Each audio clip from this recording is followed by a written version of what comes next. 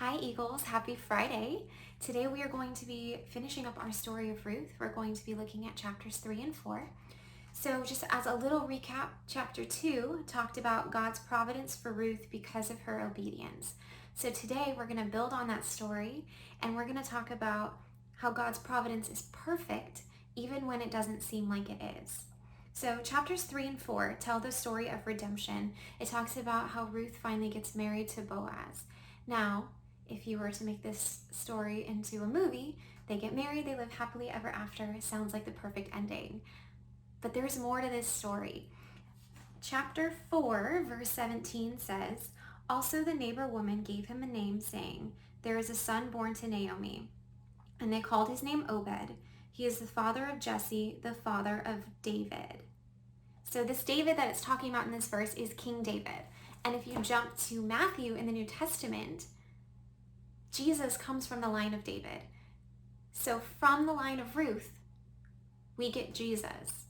Now this is all because of Ruth's obedience to God.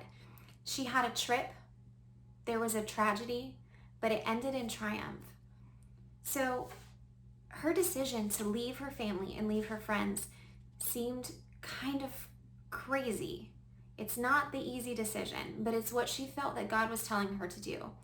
And I don't know if you've ever experienced that in your life, but the thing that comes to my mind most clearly is when I was a senior in high school and I was looking at different colleges and I was auditioning for musical theater programs and I had picked out my dream school.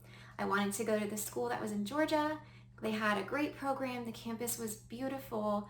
I auditioned, I got accepted, and I was offered a full ride. Now, to any normal person, that would seem like the obvious decision to make. Take the $120,000 that they were basically offering me to go to school, get my education, and be done with it. But I had one more college audition at the time for a little school in West Palm that was kind of low on my list, didn't really care about it, but I already had the audition set up, and so I decided to go. Immediately, when I was done with my audition, I knew that that was where I was supposed to go to school. I had zero doubts in my mind. The only thing holding me back was this promise of a full ride at this school and the school over here that I would have to pay for.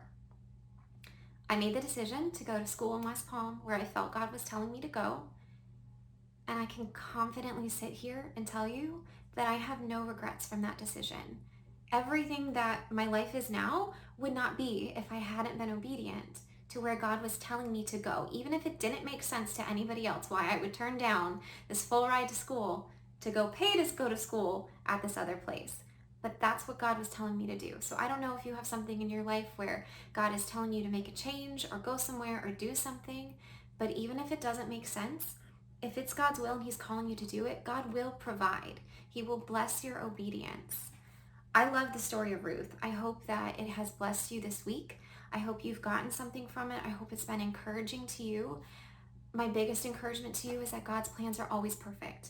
They don't always make sense to us because we only see this little bit, but God sees the whole picture. So trust Him, trust His provision, and be obedient.